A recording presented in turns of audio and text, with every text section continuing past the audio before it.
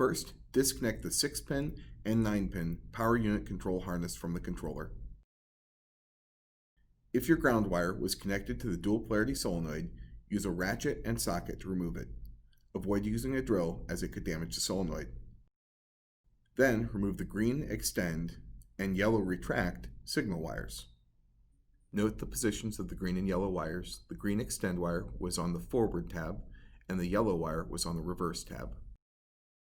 The next wire to remove will be the power wire. Remove the power wire from the circuit interrupter.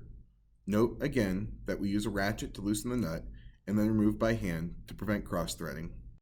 Now we will remove the purple roadside and blue curbside valve signal wires. Take note of their position for when we reinstall them.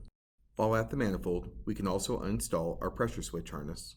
Last but not least, remove the gray valve signal wire from your lead front jack leg.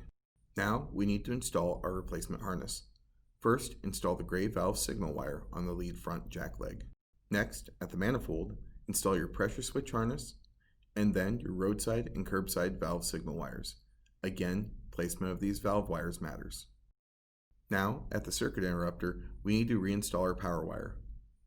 Position the wire on the threads and then hand tighten the nut to secure it so that you prevent cross-threading. Finish tightening with a ratchet or a wrench.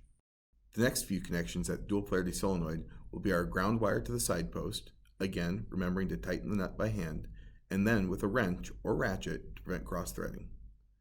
Then we will place our green extend signal wire on the side of the solenoid that says FWD, and our yellow retract signal wire on the side of the solenoid that says REV.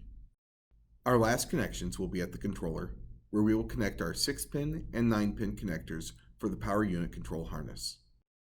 When finished installing the new harness, be sure to test the system for operation.